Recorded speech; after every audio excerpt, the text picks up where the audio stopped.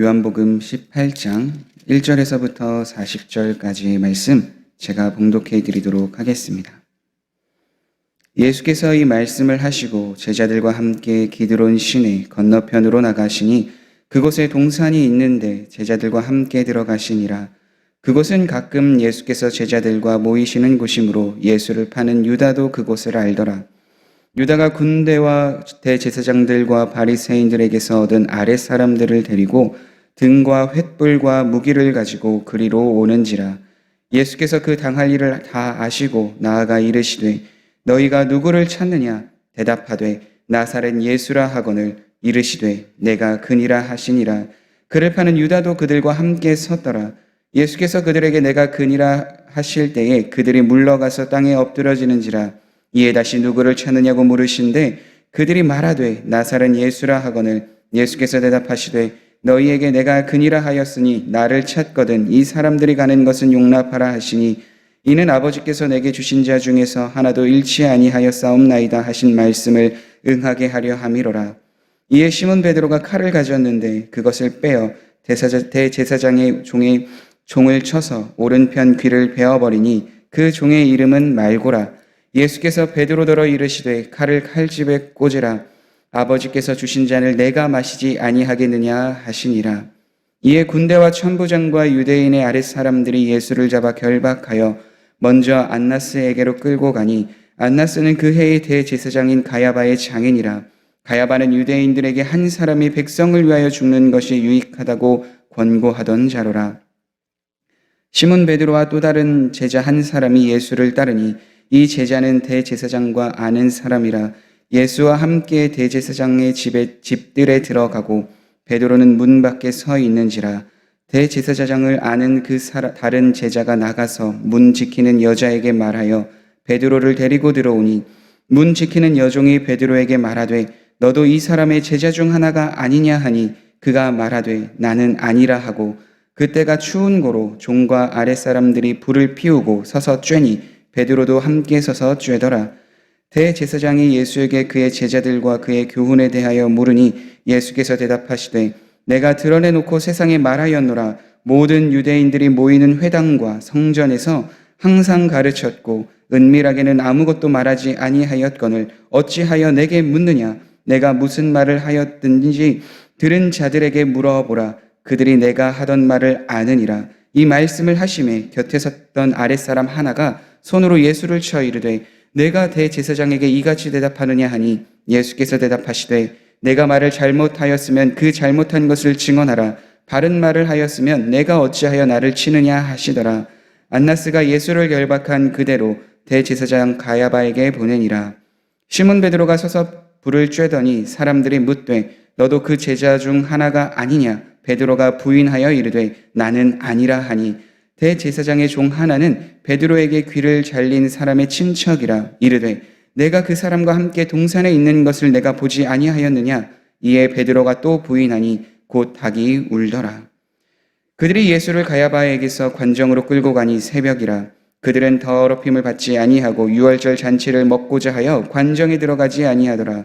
그러므로 빌라도가 밖으로 나가서 그들에게 말하되 너희가 무슨 일로 이 사람을 고발하느냐? 대답하여 이르되 이 사람이 행악자가 아니하였더라면 우리가 당신에게 넘기지 아니하였겠나이다.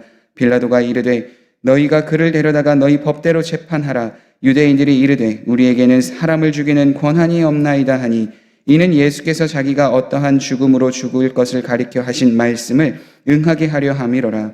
이에 빌라도가 다시 관정에 들어가 예수를 불러 이르되 내가 유대인의 왕이냐? 예수께서 대답하시되 이는 내가 스스로 하는 말이냐? 다른 사람들이 나에 대하여 내게 한 말이냐? 빌라도가 대답하되 내가 유대인이냐? 내 나라 사람과 대제사장들이 너를 내게 넘겼으니 내가 무엇을 하였느냐? 예수께서 대답하시되 내 나라는 이 세상에 속한 것이 아니니라. 만일 내 나라가 이 세상에 속한 것이었다면 내 종들이 싸워 나로 유대인들에게 넘겨지지 않게 하였으리라. 이제 내 나라는 여기에 속한 것이 아니니라. 빌라도가 이르되 그러면 내가 왕이 아니냐? 예수께서 대답하시되 내 말과 같이 내가 왕이니라. 내가 이를 위하여 태어났으며 이를 위하여 세상에 왔나니 곧 진리에 대하여 증언하려 함이로라. 무릇 진리에 속한 자는 내 음성을 듣느니라 하신대 빌라도가 이르되 진리가 무엇이냐 하더라. 이 말을 하고 다시 유대인들에게 나가서 이르되 나는 그에게서 아무 죄도 찾지 못하였노라. 유월절이면 내가 너희에게 한 사람을 놓아주는 전례가 있으니 그러면 너희는 내가 유대인의 왕을 너희에게 놓아주기를 원하느냐 하니 그들이 또 소리질러 이르되 이 사람이 아니라 바라바라 하니 바라바는 강도였더라. 아멘. 요한복음 17장에서 이제는 예수님이 제자들과 함께 기드론 시내 건너편으로 나가시는데 동산에서 기도하기 위해서 그곳으로 가셨습니다. 다른 복음서에서는 여기서 이제 기도라는 이야기들을 많이 나누고 또 그거에 대한 내용들이 담겨져 있는데 요한복음 18장에는 그곳으로 가셨고 거기에서 가룟 유다와 함께 온 군병들에게 붙잡히셨다라는 것으로 간단하게 나와 있습니다. 그런데 중요한 것은 요한복음에는 기록되어져 있지는 않지만 예수님께서 제자들과 함께 하시며 하셨던 기도의 내용이 중요합니다. 왜냐하면 그 기도의 내용대로 베드로가 시험에 걸려 넘어지고 또 그가 예수님을 부인하는 사건이 일어났기 때문입니다. 베드로는 어떤 사람입니까? 굉장한 열심으로 주님을 따랐던 예수님의 수제자라고 불렸던 사람입니다. 예수님과 함께하기를 원하였고 예수님이 고문을 받고 신문당하는 그곳까지 따라가려고 하였던 끈기와 열심이 있던 사람입니다.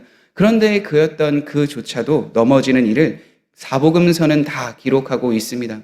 그래서 우리는 여기서 중요한 부분을 발견할 수 있습니다. 열심이 있고 또 예수님을 따르려고 했던 그 마음도 있었던 베드로가 왜 넘어졌는가? 그것은 예수님께서 제자들과 함께 하셨던 때에 말씀하셨던 것, 그리고 특별히 3명의 제자들과 함께 감난산, 겟세마네 동산으로 가셔서 기도하셨을 때 하셨던 말씀을 보면 그 이유를 알 수 있습니다. 누가복음 22장 31절에서 34절은 이렇게 기록하고 있습니다. 시몬아 시몬아 보라 사탄이 너희를 밀가부르듯 하려고 요구하였으나 그러나 내가 너를 위하여 내 믿음이 떨어지지 않기를 기도하였노니 너는 돌이킨 후에 내 형제를 굳게 하라. 그가 말하되 주여 내가 주와 함께 오게도 죽는 데에도 가기를 각오하였나이다. 이르시되 베드로야 내가 내게 말하노니 오늘 닭 울기 전에 내가 3번 나를 모른다고 부인하니라 하시니라. 이미도 겟세마네 동산 감람산에서 예수님께서는 베드로가 어떠한 행동을 하실지 알려주셨습니다. 그리고 그 제자들과 함께 기도하셨던 거죠. 그런데 베드로는 예수님께서 하셨던 그 말을 듣고 주님 그렇습니다. 저는 연약합니다. 저에게 힘과 능력을 주시옵소서. 혹은 하나님 앞에 나아가 기도함으로 마음과 생각을 지켰어야 합니다. 그런데 베드로는 그동안에 함께 예수님을 따라 나아갔던 그 마음과 같이 내가 주와 함께 오게도 죽는 데에도 가기를 각오하였나이다 라는 고백을 하게 됩니다. 실제로 이 고백대로 베드로는 예수님이 신문당하는 곳까지 따라가는 모습을 보입니다. 그런데 중요한 것은 그곳에서 예수님이 말씀하여 주셨던 것처럼 닭 울기 전에 3번 부인하는 일을 경험한다는 것이죠. 베드로가 그 사실을 알았을 때 예수님께서 하신 말씀을 온전히 믿고 따랐더라면 그곳에서 시험에 들지 않기를 계속해서 기도하였어야 합니다. 그런데 베드로는 거기서 1시간조차 아니 3시간조차 기도하지 못하고 예수님과 함께하는 자리임에도 불구하고 계속해서 육신으로 인하여 넘어지는 모습을 성경은 기록하고 있습니다. 한 시간 정도 기도하였다는 것을 3시간 정도 기도하였다라는 것을 어떻게 알 수 있을까요? 그것은 공간 복음에서 예수님께서 제자들에게 다가오셨을 때 1시간이 지난 후 한 번 더, 또 다시 한 번 더 제자들에게 나아갔다는 말씀을 통해서 우리는 유추할 수 있습니다. 예수님께서 기도하셨을 때 1시간 기도하고 제자들은 어떻게 하고 있는지 찾아갔을 때 제자들은 졸고 있었습니다.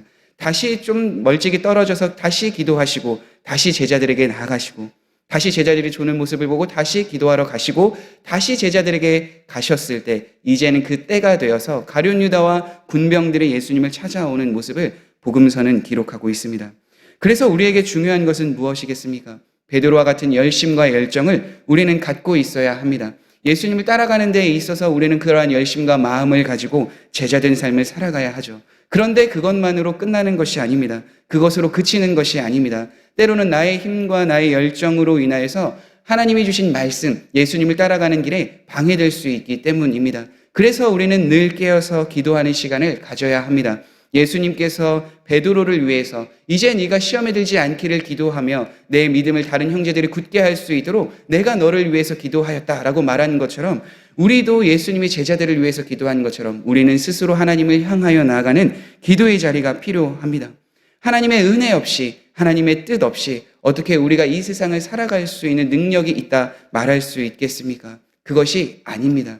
우리는 예수님께서 본을 보여주셨던 것처럼 늘 깨어서 하나님과 동행하는 그 자리로 나아가야 될 줄 믿습니다. 그래서 훗날 요한복음에서 우리가 지난번에도 나눴던 것처럼 성령님이 우리 안에 함께 하셔서 예수님이 말씀하여 주셨던 것을 다 깨닫고 제자들이 그 삶을 살아갈 수 있는 것처럼, 우리가 기도할 때 하나님의 말씀이 깨달아지고 성령님이 우리의 마음과 생각을 붙들어 주셔서 온전히 신앙생활을 할 수 있는 것입니다.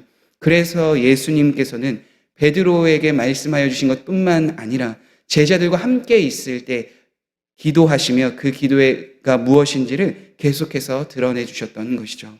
사랑하는 성도 여러분, 그렇게 우리는 날마다 깨어서 기도해야 합니다. 예수님께서 기도하여 주신 본을 보여주신 것처럼 우리의 연약함, 부족함, 우리의 열심, 그 모든 것 안에 하나님의 은혜를 구하며 기도하는 삶을 살아가야 될 줄 믿습니다. 지금 우리는 어떠한 상태입니까? 어떠한 상황에 놓여져 있습니까? 우리가 어떠한 상황에 놓여 있건 어떠한 자리에 있건 그 자리에서, 그 상황에서 하나님 앞에 기도하는 성도님들의 삶이 되길 간절히 소망합니다. 그 삶을 통해서 하나님의 뜻을 분별하고 하나님과 동행하는 삶을 살아가는 성도님들이 되길 간절히 소망합니다.